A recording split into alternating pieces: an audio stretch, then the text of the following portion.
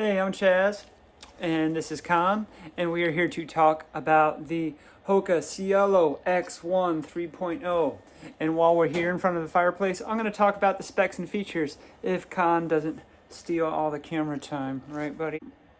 Okay, specs and features, now that Convoy's laying down.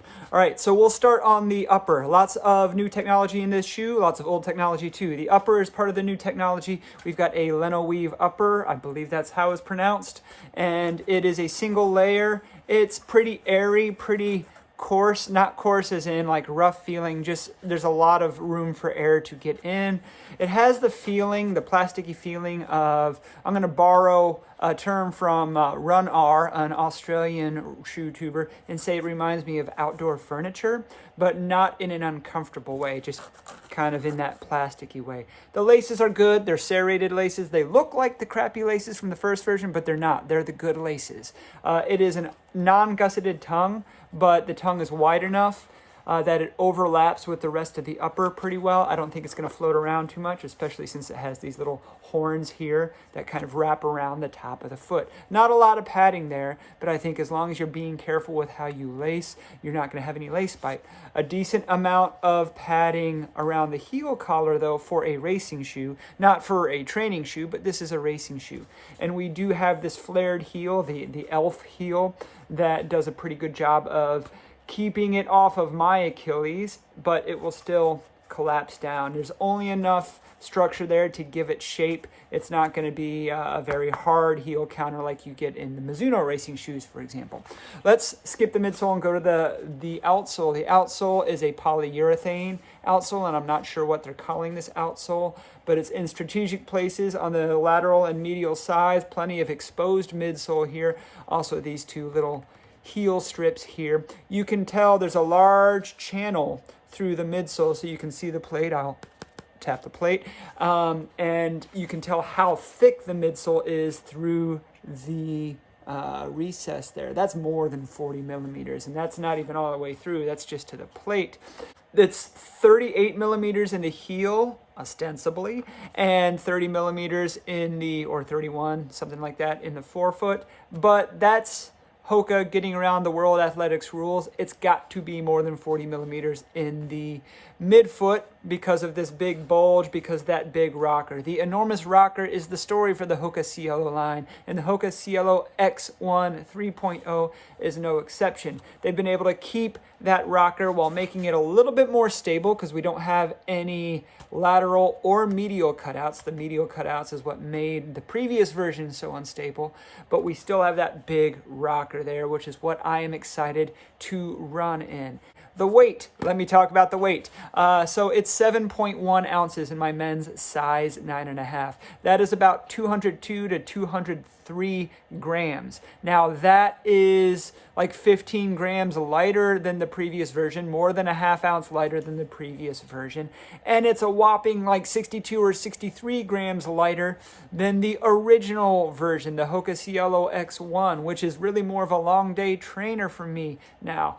This one, well, I can't say if it's going to be my favorite or not. I'm hoping it takes the best parts from the first two and adds some more pizzazz because it's the lightest of all the Hoka racing shoes. And from running around for about 30 seconds in the store, it definitely seems to have that rockery pop. So we'll see you on the road.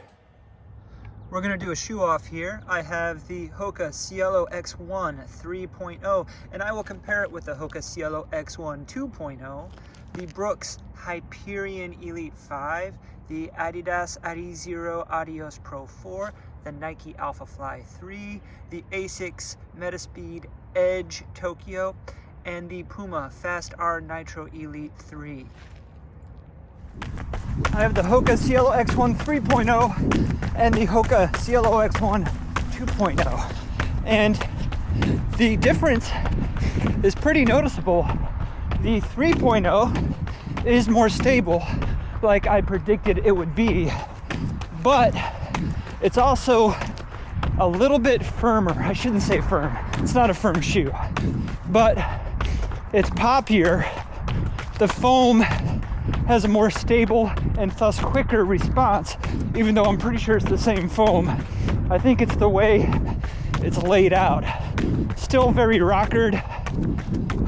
One of the reasons I did not choose the Cielo X1 2.0 for my Boston Marathon racer was because of the instability. But I love the rockered response. I think the 3.0 would probably do better over the course of a marathon.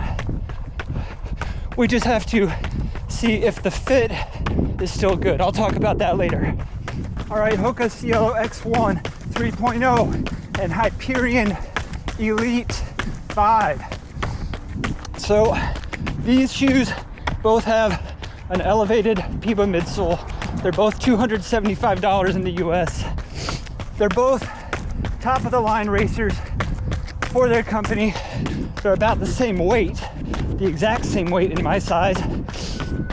Other than that, they're very different. The Hyperion Elite 5 has almost no rocker. It's a very flat geometry. I mean, it's a 40-32, stack height, same as a lot of the racers. But the plate placement and the lack of a real toe spring makes it feel like a flat geometry. Some people like that. Maybe if you're more of a stride runner. But if you like a rolling, rockering, cranking ride, that's where the Cielo X1 3.0 comes in. And it pops off the midfoot and rolls and cranks. I'm not saying one's better than the other, but they're very different, and I would use them for different race courses. Okay, I have the Cielo X1 3.0 and the Adios Pro 4, and I think these shoes are trying to do similar things in similar ways. Different midsole compounds. We've got a PIBA on the right and a TPEE on the left, but they're both very rockered, and count on that rockering to produce the energy or help with the energy. They both have a polyurethane outsole. However, the rockering, it's very rounded with the Hoka. It's like almost a U shape. With the Adios Pro 4, it's more angular. 60% at the midsole, 60% of the way, the length of the shoe.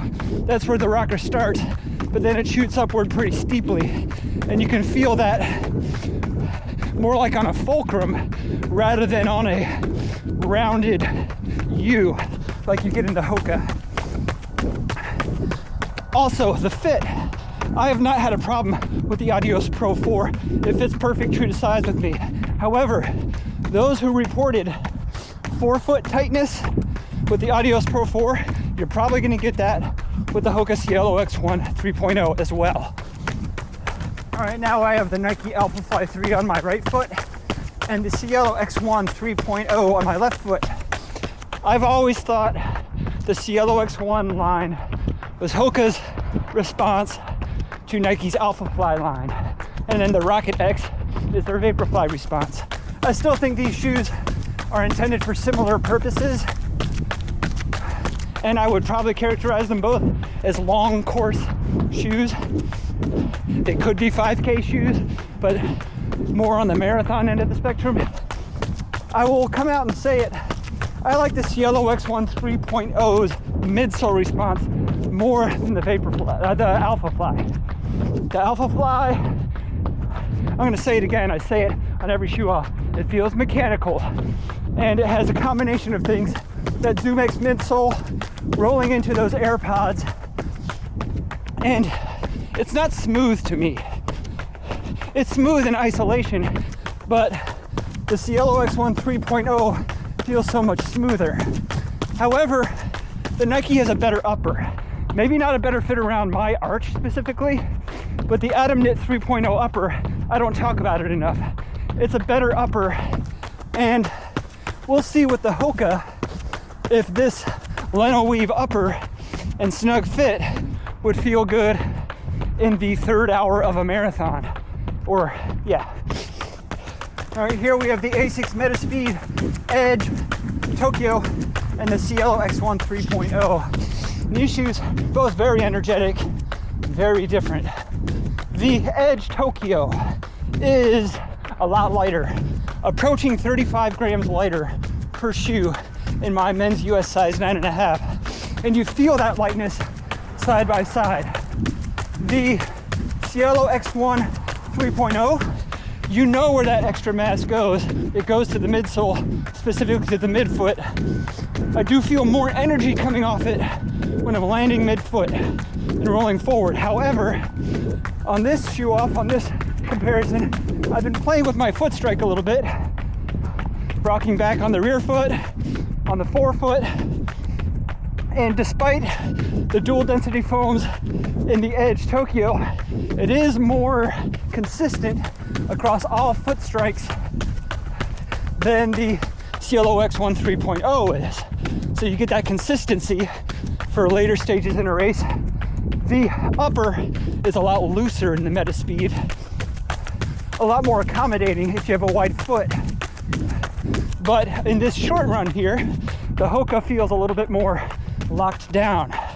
So I'm not going to speak to which is better or which do I like better, but they are different for the reasons I hope I've outlined well enough for you.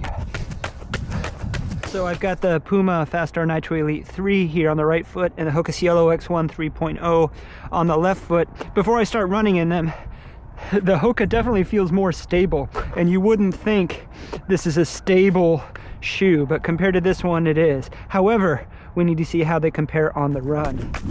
All right, so on the run, I don't so much notice the stability differences in the Fastar 3 and the Cielo X1 3.0. But I haven't taken the Fastar 3 for any races longer than half marathon yet, so I haven't gotten to the point where I'm really falling apart and seeing how it reacts to that. I will say the Hoka tends to roll with my natural gait cycle, whereas the Fastar 3 kind of makes me want to elongate my stride. And I have a pretty short stride, high cadence. Maybe that's good for me. Maybe that will give me a strength in an area where I don't normally have strength. I have the receipts. I've run fast races in it so far, so it works. But it also depends on the experience you want underfoot. Now the Hoka's not like the Hyperwarp shoes where the turnover is really quick and easy, but it does flow and it will crank when I want to crank. Yeah, which one would I use for a marathon? I'm not sure. Maybe neither of them. Between these two, if I had to choose right now, I'd probably risk it with the Hoka unless I were feeling really fit, really squirrely, and like I wasn't gonna break down at all. Then I might try the Puma. All right, shoe talk time. Hoka Cielo X1 3.0. The too long didn't read version is, this is the best Hoka Cielo X1 version so far. They've taken things I would have liked to have seen changed about the first and second versions and made those changes in the third version. But there are some things that could still use improvement. Overall, I would say this is an above average shoe for a racing shoe. The midsole response is great. They have kept the fun factor of the Cielo X1 midsole response in there. You still have that big rocker and that big bounce off the midfoot, and it's more forgiving than you would expect. What they have improved is the weight. I talked about that in the specs and features. Where they have made those changes, that's where it becomes a little bit questionable. The upper is very, very light, but the upper is the thing that I would say is the biggest caveat so far, and that mainly has to do with the fit of the upper. I don't think it's a change in the last of the shoe. The length of the shoe is fine for me. I still think it'll be snug. For those of you who found the Adios Pro 4 snug, you might find this one snug, but also the volume, the height of the toe box is a little bit low. I didn't really think it was going to be a problem, but I did bleed my own blood wearing this shoe during the Charlotte 10 miler, and if you saw that video, you might have seen why. So this is something I didn't notice until now. That little stain there, that is blood, and there it is on my sock. It must be a little bit of abrasion right there, a little bit of chafing. We'll have to talk about that later. However, I don't think it necessarily had to do with the abrasion of the shoe. In the first quarter mile, I wasn't paying attention because I was looking off to the side, making sure that the race marshals were keeping cars from getting on the course, and I ran right over a cone, and that cone kind of came up over my foot, hit me in the knee. I didn't really lose any speed, but that I think might be what that dirt is from. That might be where I abraded my foot too, but I could have just as easily abraded my foot with just the regular upper of the shoe. I don't know. We're going to give the shoe the benefit of the doubt there. But it is going to be snug, not the most comfortable upper, but comfortable enough for a race shoe. The midsole, I have no problem with the midsole. The midsole is great. In fact, it's not a stable shoe, but it feels more stable than the previous two versions, and it's lighter. However, cutouts in the midsole, this would really kind of be an underside of the shoe thing, but I guess it counts as a midsole caveat as well. I did get one of those sweet gumballs trapped in this channel here during the Charlotte 10 miler, so it might have cost me 5 seconds to stop and pick it out with my fingers. So this is a rock catcher, a sweet gumball catcher, a debris catcher. You just have to be aware of that, and I think there are so many shoes with these channels on the bottom right now that you just have to be ready for that, except for shoes like the Metaspeed line or the new Mizuno Hyperwarp line that don't really have those recesses in there. But yeah, I would say it's an above average racer. It is $275, which is becoming, unfortunately, more and more commonplace. I still think it's worth that if you're going to use it as a long course racer. Speaking of long courses, this is where I would put the shoe on my Super Shoe Matrix. It is a long course racer. Even though it did well at the Charlotte 10 miler, it really did a lot better when I was slowing down to closer to marathon pace. And it is most definitely a cranker, the way it rolls and pops off the front of the shoe. Even though this shoe is a cranker, you do have to be careful taking tight turns. Well, specifically 180-degree turns. At the Charlotte 10 miler, I did 2 180-degree turns, and it was not the most stable for that. I mean, what race shoe is stable at a 180-degree turn? The Mizuno Hyperwarp series, they're definitely a lot better for those sharp turns. But I think most courses where you have at least a wider breadth for a 180, or most of your turns are 90 degrees or shallower turns, I think this shoe is going to be fine. So yeah, it is a fun long distance cranker, and I will probably take it for more races. I might even consider it for a spring marathon. Not a PR marathon necessarily, but something that has a lot of course variation. Sure, we'll consider the Hoka Cielo X 3.0. More on that in a few months, but I need to get on the other side of Cherry Blossom 10 miler first. Thanks for watching my shoe off and shoe review of the Hoka Cielo X 3.0. Don't forget to like, subscribe, and ding the bell for notifications, and we'll see you on the next run.